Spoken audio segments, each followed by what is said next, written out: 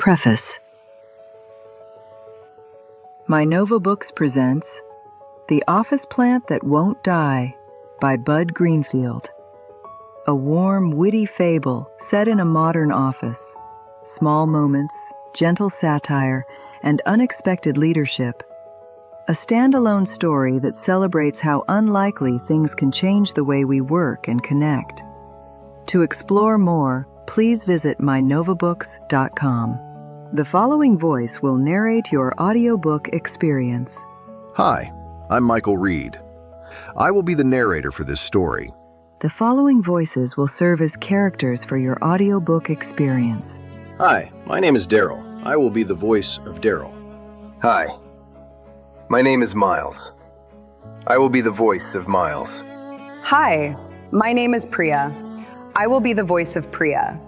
Hi, my name is Todd. I will be the voice of Todd. All other characters in the story will be voiced by me. Now sit back and enjoy. Now reading The Office Plant That Won't Die. By the time anyone noticed the plant was dying, it was already too late, because the plant had been dying for years. It lived in the far corner of the open office, where sunlight went to give up. Its pot was chipped. Its soil was permanently wet in a way that suggested someone had once tried to drown it out of mercy, and its leaves drooped like they were exhausted by the concept of being leaves. No one could remember who brought it in. That made it feel less like a plant and more like a workplace policy. Vaguely well-intentioned, mildly resentful, and impossible to get rid of. Janine, the office manager, treated it the way she treated everything, like it was one missed spreadsheet away from ruining her life. Reminder, she announced one Monday morning, sweeping past it with her planner hugged to her chest. Do not water the plant. Leah, the intern, paused mid-step. Leah was new enough to still believe problems could be solved by effort. But plants need water, she said gently, as if explaining gravity. They need appropriate water. Janine replied, not whatever we've been doing. We've created a swamp. It smells like betrayal. From his desk, Miles from IT didn't look up from his monitor. If that thing grows mold, I'm not troubleshooting nature. Priya, who ran sales and gave off the energy of someone who could close a deal while being chased by a bear, stared at the plant with quiet hostility. It's not even alive. She said. It's just damp. It's like an emotional support sponge. Evan, 2 desks over, laughed, because Evan always laughed in the office.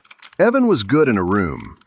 He could diffuse a tense meeting with a quick line, could make even a dull Monday feel slightly less like a spreadsheet trapped in human form. Emotional support sponge is the nicest thing anyone's ever called it, he said. Janine didn't smile. Evan, please don't encourage the plant. Janine, Evan said solemn. I am encouraging us to let go. Janine pointed at the plant like it had personally wronged her. No one lets go in this office. We document and we spiral. And then there was Todd. Todd was the kind of person who brought fun into the office, the way a golden retriever brings mud into a house. Not maliciously, just enthusiastically, with complete confidence that everyone would be grateful. Todd leaned over the plant, clapped his hands, and said, All right, team. It's time we stop calling it the plant and start calling it what it is. No one asked. Everyone knew he would continue anyway. Our leafy colleague, our oxygen influencer, our green king. It's a pothos. Priya said. Todd nodded like she'd just confirmed his deepest belief. Exactly. Pothos. Sounds like a Greek philosopher. I love it. Miles muttered. If it starts philosophizing at me, I'm putting in my 2 weeks. Daryl, the CFO, walked by, glanced at the plant, and said, We should depreciate it. Janine flinched. You can't depreciate a plant. I can depreciate anything. Daryl said and kept walking. That night, long after the office thinned out and the fluorescent lights seemed to hum with loneliness, someone finally did what everyone had quietly wanted to do since the day the plant first drooped. They threw it away. It happened so casually, it almost felt respectful. No ceremony, No goodbye, just a soft thump into the big trash bin by the kitchen, right between a broken stapler and a stack of unwanted. Q3 vision. Flyers. In the morning, the plant was back. Not in its corner. Not even near the trash. It was sitting directly on Priya's desk. And it looked good. Not. Thriving in the rainforest. Good, but good in a way that made Priya's stomach drop. Its leaves were perkier. Its stems were upright. The soil looked normal dry in the way soil was supposed to be dry, like it had recently gone to therapy. Priya stopped in her tracks, like she'd walked into a surprise performance review. No. She said, quietly. Janine arrived behind her, took one look, and made a sound that suggested she'd just seen her calendar double book itself. Absolutely not. Evan leaned over from his desk. Okay, but it looks amazing. Like it spent the night at a spa. Todd clapped his hands. Okay, great prank. Who did it? Miles stared at it like it might be a new kind of malware. Leah smiled, genuinely delighted. It came back! Priya turned slowly. It came back to me. Why me? That's plant logic. Todd said. Plants love strong women. I do not want to be chosen by greenery. Priya said. Before anyone could start spiraling, a cheerful little ding sounded from several laptops at once. Miles' eyes flicked to his screen. Janine turned. What? Another ding. Then more like a polite stampede. Miles's fingers hovered over his keyboard like he was diffusing something. Everyone just got a meeting invite. Evan leaned back in his chair. If it's another quick sync, I'm suing. It's from Philodendron. Miles said. Priya blinked. That's not a person. Miles clicked the invite. His face did that thing IT people do when reality stops following rules. Subject line. Mandatory alignment. Location, wherever I am. Start time, 10 minutes. Todd leaned over Miles' shoulder. Philodendron. He smiled. That's hilarious. That's plant humor. Janine whispered. Why can't I decline? Miles looked up. You can't. Daryl walked by, saw the commotion, and sighed in the way a man sighs when the universe keeps insisting it has a personality. What is it now? He said. The plant scheduled a mandatory meeting, Janine said, as if she was reporting a minor flood. Daryl squinted at her screen. Philodendron. Evan said. We should invite HR. Daryl said. Decline. I can't, Janine said. Daryl paused, then said, Fine. If we die today, I want it on record that I tried to say no to a plant. The meeting happened in the kitchenette. Not because anyone chose it, because when they arrived in the conference room was locked and had a printed sign taped to the door that read, No. Janine stared at the sign like it was a personal insult. We pay rent for that room. Miles examined the tape. That tape came from our supply closet. Leah whispered. It has access.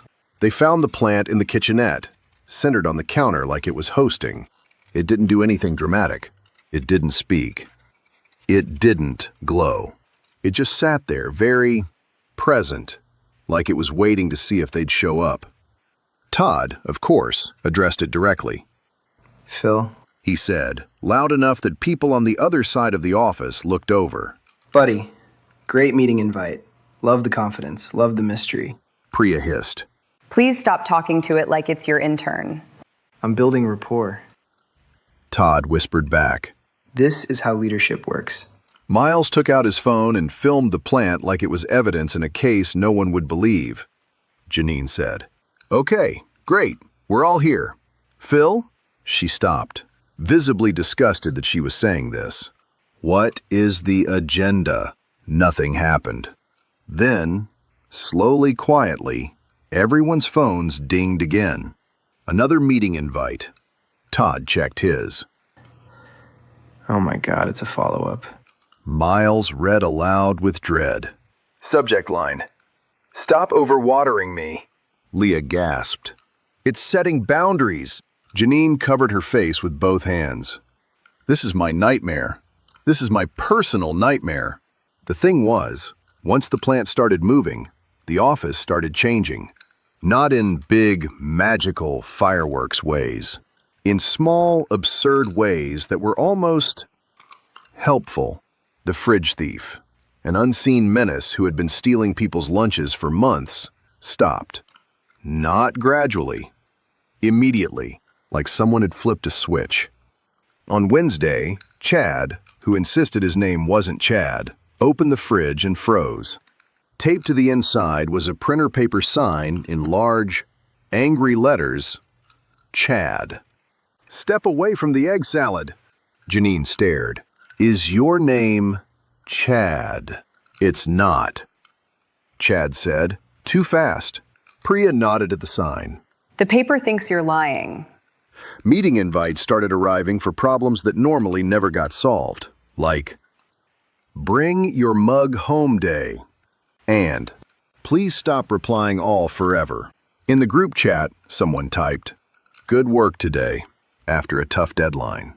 And instead of the usual 2 thumbs-up reactions and 1 unrelated GIF, people actually responded with full sentences.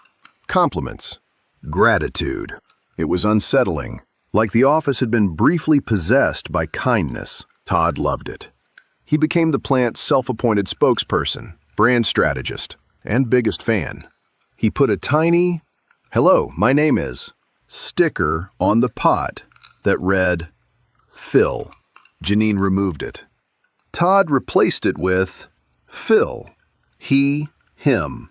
Janine removed that too, and Todd said, Janine, you can't erase identity. Miles hated it.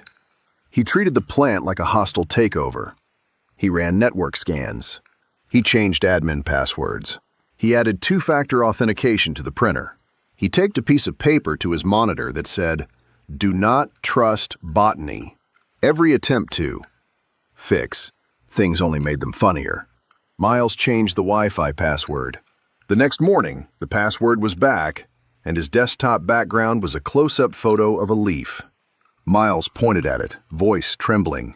It's mocking me. Evan glanced over. "Honestly, Miles, you're kind of being needy." Todd beamed. That's friendship. Priya, meanwhile, was trying to focus on the biggest deal of the quarter. A partnership meeting was scheduled with Klein and Associates, an outside firm whose contract would not just help their numbers, but might actually keep them from turning the office into a sad co-working space with free mints. Priya had been prepping for weeks. Slides polished, numbers checked, talking points memorized. Daryl had even practiced smiling in the mirror. The day before the meeting, Priya stood in front of the office like a general. Tomorrow at 2. She said. We act normal. Todd raised his hand. How normal? Normal enough that our visiting partner doesn't think we're being run by a haunted fern.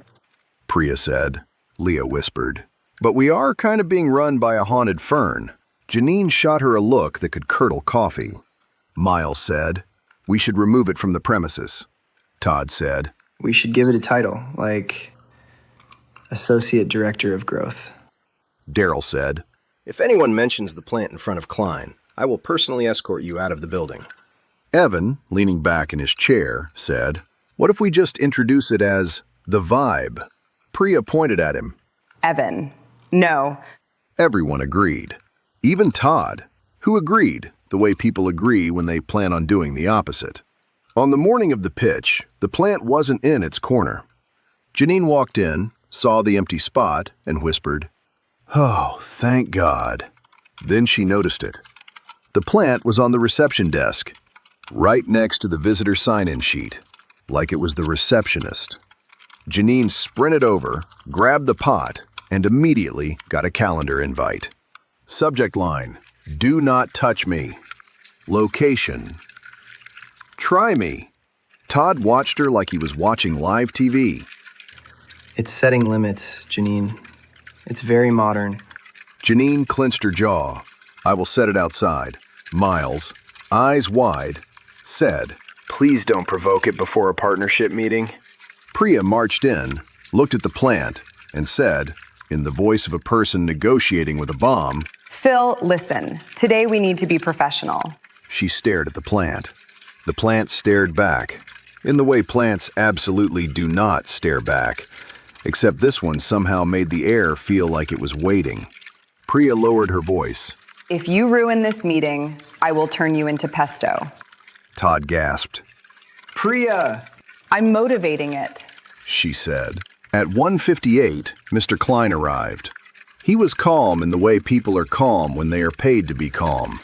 He had a neat bag, a clean suit, and the mild smile of someone who has sat through enough pitches to know where the pain points are. "Thanks for having me," he said. "Looking forward to this." Priya shook his hand. So are we. Janine smiled too hard. Todd stepped forward. Welcome. I'm Todd. Daryl coughed loudly, which in Daryl language meant, "Do not do whatever you are about to do." Todd continued anyway. And I'm sort of the culture guy. Mr. Klein nodded politely. "Good to meet you," Priya said. Let's head to the conference room. They walked. They reached the conference room. They saw the door. There was a printed sign taped to it. "Not today." Priya stared, one eyelid twitching. Janine made a small choking noise. Miles looked like he might faint.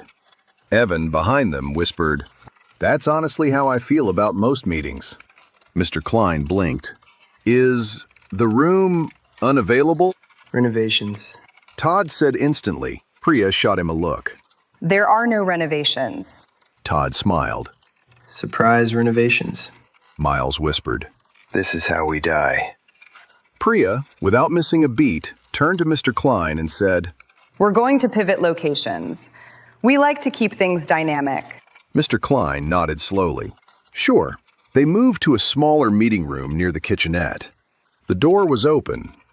The room was set. The projector was on. And in the center of the table, like a centerpiece at a wedding, no one asked for, sat the plant. Priya froze. Mr. Klein stepped inside, glanced at the plant, and then at Priya. Nice plant. Priya laughed too quickly, too loudly. Thank you. Yes, we like to have a little greenery. Janine smiled with her whole face. We love it. It's very calming. Todd nodded, proud. That's Phil. Silence.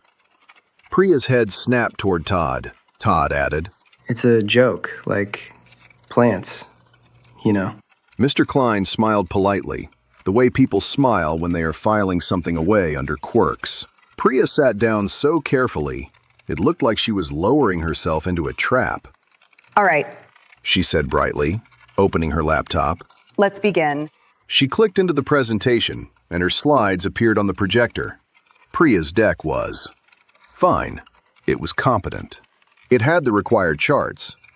It hit the required buzzwords. It was the kind of deck that made you think, wow, a human made this. Under duress. She launched into her opening. Our partnership vision is built on synergy. Priya began, then immediately hated herself for saying synergy. Sorry, alignment. Mr. Klein nodded once. Not interested. Polite. Priya clicked to the next slide. A pie chart appeared. A very beige pie chart. Our growth model. Mr. Klein's eyes began to do something subtle but unmistakable. They started to gloss over just slightly, like someone watching a documentary they hadn't chosen. Priya felt it like a draft. Janine, sitting beside her, leaned in and whispered through her smile, He's drifting. Priya whispered back, I know. Todd, on the other side of the table, leaned forward with way too much confidence and said, This next part is where it gets juicy. Priya's head turned a fraction toward him. Warning. Miles stared at the projector, like he could will it to become exciting through force. Evan, seated slightly back, offered Mr. Klein an encouraging smile that said, I also hate this part, and we will survive together. Priya clicked again. A dense slide loaded. 3 bullets, too many. She heard her own voice start to speed up, which was never a good sign. And what that means is we can leverage cross-functional. Mr. Klein blinked slowly. Once. Twice. A man trying to stay polite. Priya's heart sank. Then it happened. The projector flickered. Priya's laptop made a sound like it was clearing its throat. And her PowerPoint. Her whole presentation crashed. The screen went blue for half a second, then black. Priya froze, hands still on the clicker. What? She began, then stopped, because the room had gone quiet in a way that felt expensive. Janine's smile stayed on her face, but her eyes sharpened immediately and slid slowly toward the plant. It sat there, innocent, leaves slightly angled as if it had just stretched. Miles whispered, horrified. No. Todd whispered, delighted. Yes. Priya's cheeks went hot. I'm so sorry. She said to Mr. Klein, laughing lightly in the way you laugh when your career is falling down a staircase. Just a technical hiccup. Mr. Klein held up a hand kindly. No worries. It happens. Priya scrambled. She wiggled the mouse. She jabbed at keys. She tried not to look at the plant because she could feel Janine glaring at it like a mother catching a child with scissors. On the projector, a loading screen appeared. Priya's PowerPoint booted back up. Relief flooded her, until she saw the title slide. It was still her branding, still their logo, but the deck looked different, cleaner, sharper. The title was no longer Q3 Partnership Synergy Opportunity. Thank God. Now it read Klein and Company. Plus us, a partnership that actually works. Priya's mouth opened slightly. Janine's eyes widened. Miles leaned forward like he was about to physically crawl into the projector to stop it. Todd clasped his hands like he was watching a season finale. Priya clicked, slowly, because she didn't trust her own fingers. The next slide appeared. It was the same data, but arranged in a way that made it immediately understandable. The beige pie chart was gone, replaced by something crisp and simple. A small line at the bottom read, less talk, more outcome. Priya stared. She could feel Mr. Klein's posture change. Subtle, but real. His eyes sharpened. His attention came back online. He leaned forward a fraction. Oh, he said, genuinely interested now. This is clear. Priya, very carefully, kept her face neutral like she had planned this. Yes. She said, voice steady through sheer willpower. We wanted to simplify. Janine stared at Priya like, we did not simplify. Priya clicked again. A slide appeared with 3 bullets. Only 3, all of them strong. None of them had the word synergy. Mr. Klein nodded. Yes, this is the part I was waiting for. Priya blinked. Miles mouthed, the plant. Evan covered a smile with his hand, eyes flicking briefly to the plant, then back to Mr. Klein, like he was the only person in the room still holding the normal world line. Priya continued, carefully riding the wave of this hostile miracle. She spoke. The slides flowed. The deck anticipated questions. It even had a section titled, Risks. We won't pretend they don't exist. Mr. Klein actually chuckled. Priya's soul nearly left her body. This is refreshingly honest, Mr. Klein said. Thank you. Priya said, and did not look at the plant, because if she acknowledged it, she might scream. Then, just once, one slide flickered, for half a second, before snapping back. The projector showed a different slide entirely. White background, black text. Don't panic. I got you. Priya didn't react. Janine's glare at the plant intensified into something biblical. Mr. Klein didn't seem to notice. Or, if he did, he filed it away under quirks, like everything else that day. When Priya finished, she closed her laptop like she was shutting a cage. Mr. Klein sat back, impressed. This was excellent. He said, I came in curious. I'm leaving convinced. Daryl's face did something rare. It softened. We value. He paused, almost emotional. Convinced. Mr. Klein smiled. Send the contract. Priya exhaled. The kind of exhale that takes 10 years off your life. Absolutely. she said. Mr. Klein stood, shook hands, and left. The moment the elevator doors closed behind him, the office erupted. Miles pointed at the plant. It hijacked the presentation. Todd threw his arms up. It saved us. Janine snapped. We are not praising a plant like it's an employee. Leah whispered, awed. But it kind of is an employee. Daryl looked at the plant and said, carefully, If you ever email from my name, I will sue you. The plant did not respond, but Daryl got a calendar invite anyway. Subject line, fair. That evening, they threw a party. It wasn't a wild party. This was still an office with a strict relationship to joy, but there was cake and cheap champagne and a banner someone printed that said, "We did it!" in that overly enthusiastic font that made everything feel like a kindergarten graduation. Someone put a tiny party hat on the plant. Janine removed it. Todd put it back on. Janine sighed, defeated in a way that felt historic, and left it. They clinked plastic cups. They laughed. Priya smiled for real. The kind of smile that comes from surviving something exhausting.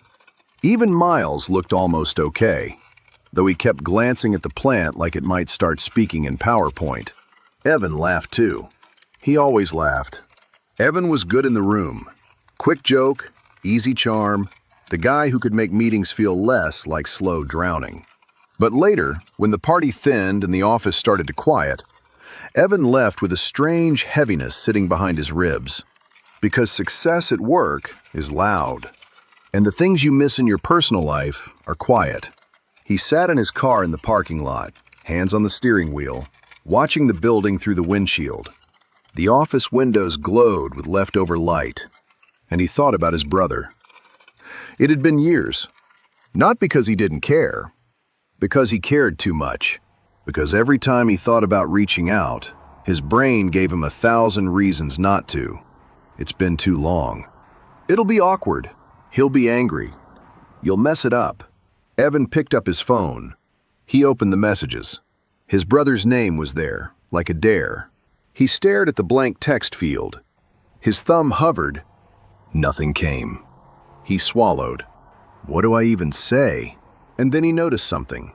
A draft message, already typed. From him. To his brother. Evan's eyes narrowed. He checked his sent messages. Nothing. He checked his notes app. Nothing. He checked if he was hallucinating. Still there. The text was simple. Not dramatic, not performative. Just honest, in a way Evan rarely let himself be. Hey, I know it's been a long time. I've wanted to reach out 100 times, and I chickened out every time. I miss you. I'm sorry for how I left things. I don't want to keep doing this year after year. If you're open to it, I'd like to see you. No pressure. I hope you're okay. Evan's throat tightened. He didn't write that, but he did feel it. He looked up at the office again, at the warm squares of light, and he could almost picture it, the plant, sitting smugly on someone's desk, wearing a party hat like it had earned it. He let out a shaky laugh.